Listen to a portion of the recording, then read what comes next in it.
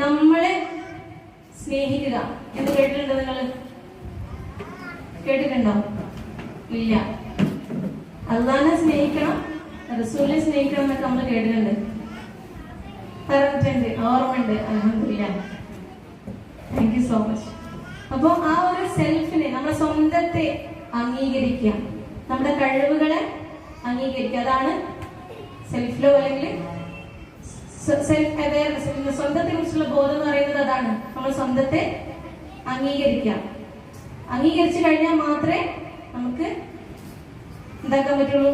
എനിക്ക് തന്ന ഈ ഒരു ഗിഫ്റ്റഡ് ലൈഫ്, എന്റെ ഈ ഒരു സൃഷ്ടിപ്പ് എല്ലാം പെർഫെക്റ്റ് ആയിട്ട്, എന്റെ ആന്തരിക അവയവങ്ങളായിക്കോട്ടെ ബാഹ്യ അവയവങ്ങളായിക്കോട്ടെ എല്ലാം കറക്റ്റ് ആയിട്ട് പഠിച്ച് നമുക്ക് തന്നിട്ടുണ്ട് അല്ലെ.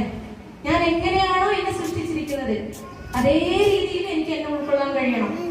ചിലപ്പോ കറുത്തിട്ടായിരിക്കും, ഗോപുരുണ്ടാവും, ഒരു കണ്ണ് ചെറുതായിരിക്കും, ഒരു ചെവി ചെറുതായിരിക്കും അല്ലെ. എങ്ങനെയാണോ എന്റെ റബ്ബ് എന്നെ സൃഷ്ടിച്ചിരിക്കുന്നത് അതേപോലെ അതേ അർത്ഥത്തിൽ എനിക്ക് എന്നെ അംഗീകരിക്കാൻ കഴിയണം. അതാണ് സെൽഫ് ലവ് അല്ലെങ്കിൽ സ്വന്തത്തെ സ്നേഹിക്കുക എന്ന് പറയുന്നത്. ഈ ഒരു സ്വയം അംഗീകാരം നമുക്ക് കൊടുത്തു കഴിഞ്ഞാൽ മാത്രമേ നമുക്ക് എന്തുണ്ടാവുള്ളൂ, മനസ്സിലൊരു സന്തോഷം ഉണ്ടാവുള്ളൂ അല്ലെ.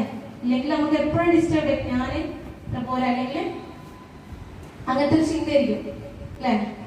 യെസ്, അങ്ങനെ നമുക്ക് നമ്മൾ അംഗീകരിച്ചുകൊണ്ട് കണ്ണാടിയുടെ മുന്നിൽ പോയി നോക്കാനൊക്കെ ഞാൻ പറഞ്ഞിട്ടുണ്ടായിരുന്നു കഴിഞ്ഞ ക്ലാസ്സിൽ, ഓർമ്മയുണ്ടോ? നമ്മൾ സാധാരണ കണ്ണാടി എന്തിനാ ഉപയോഗിക്കാം? കണ്ണെഴുതാനും ലിപ്സ്റ്റിക് ഇടാനും പൗഡർ ഇടാനൊക്കെയാണ് ഉപയോഗിക്കുക അല്ലെ. പകരം നമ്മുടെ കണ്ണാടിയുടെ മുന്നിൽ പോയി നിന്നിട്ട് നമ്മളെ പുറത്തു വെക്കാനാണ് ഉപയോഗിക്കുക. ഓക്കെ,